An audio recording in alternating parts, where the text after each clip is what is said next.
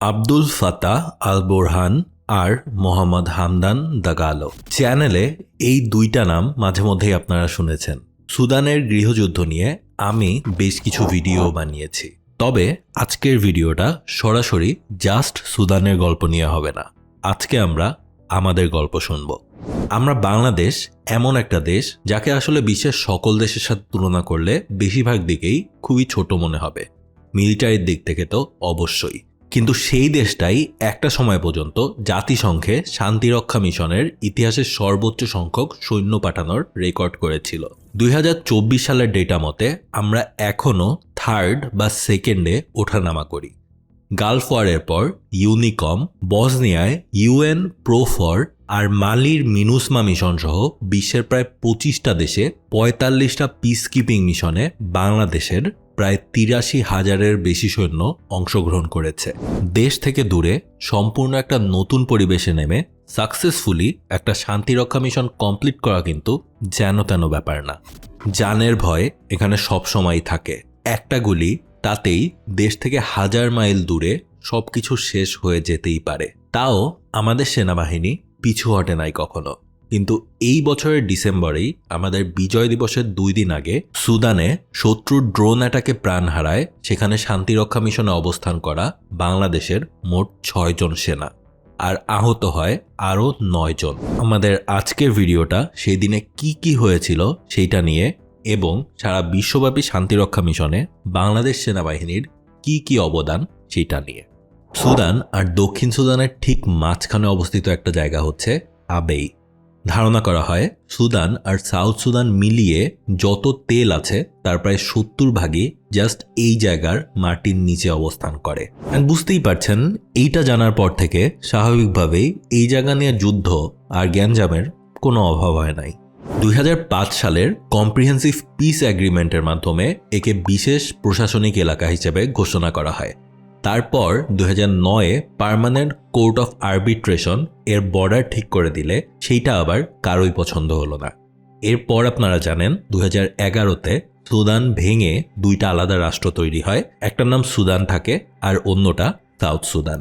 2011-তে south সুদানের স্বাধীনতার পর আবেই সিচুয়েশন আরও বেশি জটিল হয়ে পড়ে।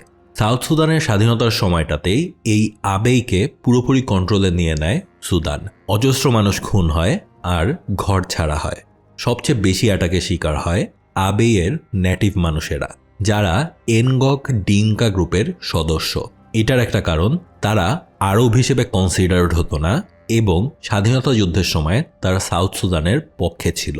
আর তারপর সাউথ সুদান আবারও আসে এই টেরিটরিকে ক্লেম করতে।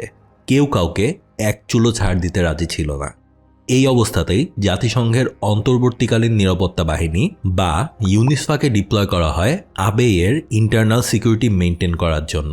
আর সাউথ সুদান এবং সুদান উভয়কে নিয়েই একটা গভর্নিং বডি গঠনের চেষ্টা চালানো হয়। সেই চেষ্টা কিছুটা সফল হলেও সুদান আসলে তাদের ইতিহাসের one of the biggest civil ওয়ারের সবচেয়ে কঠিন সময়টা বর্তমানে পার করছে। আরএসএফ দারফুর আর কোর্দোভানের বিশাল পরিমাণের জায়গা সম্পূর্ণ কন্ট্রোলে নিয়ে নিয়েছে। ওইদিকে এসএএফ এর কাছে আরএসএফ এর চেয়ে কম জায়গা থাকলেও তারা সুদানের রাজধানী খার্তুমের কন্ট্রোল এখনো পুরোপুরি হারায় নাই। আর এই দখলের মানচিত্রটা আসলে প্রতি সপ্তাহে কোনো না কোনো পরিবর্তন হচ্ছে। আর সুদানের এই এলাকাটাতেই ব্যানব্যাট বিভিন্ন বিদ্রোহী গ্রুপের সন্ত্রাসী কার্যক্রম থেকে স্থানীয় জনগণদের নিরাপত্তা প্রদানের কাজ করে আসছিল। এইরকম অবস্থাতেই এই নভেম্বরের 8 তারিখ ব্যানব্যাট 3 থেকে বেজের দায়িত্ব বুঝে নেয় ব্যানব্যাট 4। আর এই বেসটার লোকেশন ছিল সাউথ কর্দোভানের রাজধানী কাদুগলিতে। আর কেউ বুঝেছেন কিনা জানি না, কিন্তু এই ব্যানব্যাটের ফুল ফর্মটা কিন্তু বাংলাদেশ ব্যাটালিয়ন। 2023 সালে যুদ্ধ শুরু হওয়ার পর এই যুদ্ধটা ছিল মূলত আরএসএফ বনাম এসএএফ, কিন্তু সময়ের সাথে সাথে এই যুদ্ধের মধ্যেও বিভিন্ন মিলিশিয়া যোগ দেওয়া শুরু করেছে। আমরা জানি এই রিজিয়নগুলো প্রচণ্ড রকমের ক্ল্যান ভিত্তিক রেসিজম চর্চা করে। প্রতিটা মিলিশিয়ায় কোনো না কোনো ক্ল্যানের, আর প্রতিটা ক্ল্যানই চায় আর এক ক্ল্যানকে পুরোপুরি ধ্বংস করতে। আমাদের বাংলাদেশ সেনাবাহিনী মূলত এই প্রচণ্ড রকমের রিস্কি জোনটাতেই তাদের কাজ চালাতো। কিন্তু কারেন্টলি এই যুদ্ধের সবথেকে বড় থ্রেট হচ্ছে ড্রোন, এবং এই ড্রোনগুলো কাদের বানানো জানেন? চায়নার।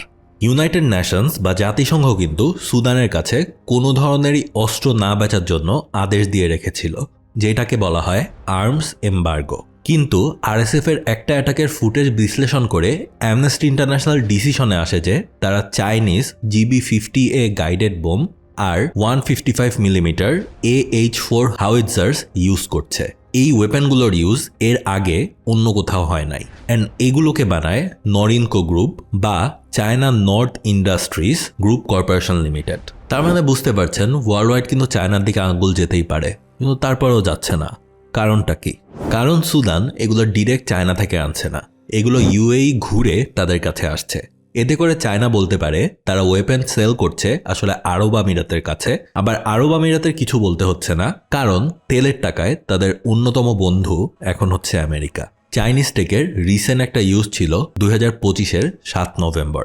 এই দিন আরএসএফ সাউথ কর্দোভানের এক প্রাথমিক বিদ্যালয়, হাসপাতাল আর উদ্ধারকর্মীদের লক্ষ্য করে ড্রোন হামলা চালায়। ইউএন ল, জেনেভা কনভেনশন থেকে শুরু করে যত রকমের ইন্টারন্যাশনাল আইন আছে সেগুলোর সবগুলোতেই বলা আছে স্কুল, কলেজ, হাসপাতাল আর ইমার্জেন্সি সার্ভিস প্রোভাইডারদের ওপর কোনো রকম আক্রমণ করা যাবে না যুদ্ধের সময়ও। কিন্তু আরএসএফ তাও সেটা করেছিল, আর সেই ঘটনাতে চাইনিজ CH-95 ড্রোন ব্যবহার করা হয়েছিল।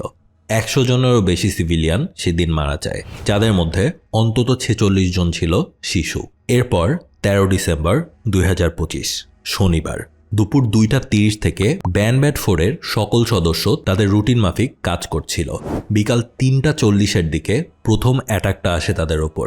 বেইজের ফুয়েল ইউনিটের একটা তেলের ট্যাঙ্কারে মিসাইল হিট করলে প্রচণ্ড শব্দে সেটা বিস্ফোরণ হয়। ট্যাঙ্কারের কাছেই অবস্থান করা লেফটেন্যান্ট কর্নেল খালেকুজ্জামান তার ডান হাতে বাজে রকমের আঘাত পান।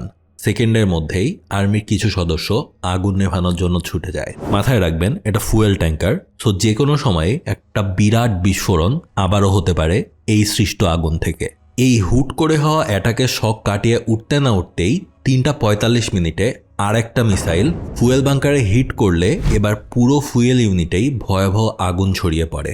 আর তার ঠিক 4 মিনিট পর মানে 3:49-এ আর একটা মিসাইল ছুটে আসে, কিন্তু সেইবারের লক্ষ্য আর ফুয়েল ইউনিট না। এইবার মিসাইলের টার্গেট ছিল 9 নাম্বার পোস্ট, যেখানে দিয়েই সেনা সদস্যরা নিরাপদে আশ্রয়ের জন্য যাচ্ছিলেন সেই সময়। তার মানে বুঝতেই পারছেন অ্যাটাকাররা এই বেইজের ফুল স্ট্রাকচার নিয়ে একটা প্রপার স্টাডি করেই কিন্তু এসেছিল। আর শুধু ফুয়েল ইউনিটই তাদের টার্গেট ছিল না, সেনাদের হত্যা করাও তাদের অন্যতম টার্গেট ছিল। আর থার্ড মিসাইল যখন হিট করে তখন ফুয়েল ইউনিটে একের পর এক বিস্ফোরণ হচ্ছে, আর সেই শব্দের মধ্যে মিসাইলের শব্দও অনেকটাই ঢাকা পড়ে যায়। কিন্তু ডিউটিতে থাকা সেনারা দ্রুত এদিক ওদিক খবর ছড়িয়ে দিলে সবাই ছুটে আসে নিজ নিজ জায়গা থেকে সাহায্য করার জন্য। ঘটনাস্থলে পৌঁছিয়ে সেনা সদস্যরা যা দেখতে পায় সেটা আসলে কেউই তার জীবনে দেখতে চায় না। সেখানে থাকা 6 জন সৈন্যই মাটিতে পড়ে আছেন। একজনের শরীরে তখনও দাউ দাউ করে আগুন জ্বলছে। 4 জন স্পট ডেড, আর বাকি 2 জনের অবস্থা তখন সংকটাপন্ন। মিলিটারিতে বেসিক সার্ভাইভালের ট্রেনিং সবাইকে দেওয়া হয়। এ থেকেই অন স্পট ওই আহত সৈন্যদের CPR দেওয়া হয় অ্যান্ড হাসপাতালেও নেয়ার ব্যবস্থা করা হয়। কিন্তু হাসপাতালে নেওয়ার পথেই বাকি 2 সেনাও শেষ নিঃশ্বাস ত্যাগ করেন। এই হামলায় শহীদ হওয়া সেনা সদস্যদের মধ্যে ছিলেন কর্পোরাল মোহাম্মদ মাসুদ রানা, সৈনিক মোহাম্মদ মমিনুল ইসলাম, সৈনিক শামীম রেজা, সৈনিক Shanta Mondal, mess waiter Mohammad Jahangir Alam and laundry কর্মচারী মোহাম্মদ সবুজ মিয়া।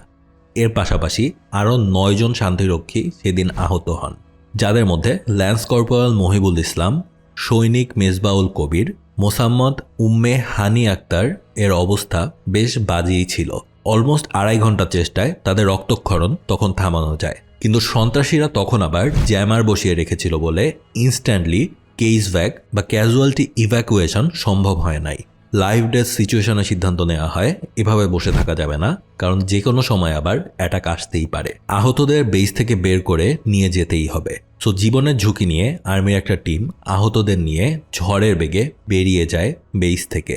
তারা কাছের সামরিক হাসপাতালে ভর্তির পর অবস্থার উন্নতি হলে তাদেরকে বেটার চিকিৎসার জন্য কেনিয়ার নাইরোবি এবং কাঠগোলির উন্নত হাসপাতালগুলোতে পাঠানো হয়। আর এদিকে পোস্টমর্টেম শেষ করে 6 জন শহীদের লাশ ব্যানব্যাট 4-এর কাছে হস্তান্তর করা হয়।